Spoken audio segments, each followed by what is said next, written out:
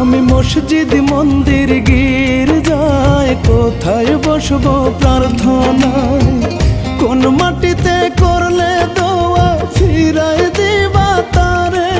ও আল্লাহ রে, ভিক্ষা দিয়া দাও গো তুমি আমার পাখিটারে। ও আল্লাহ রে, ভিক্ষা দিয়া দাও গো তুমি আমার পাখিটারে।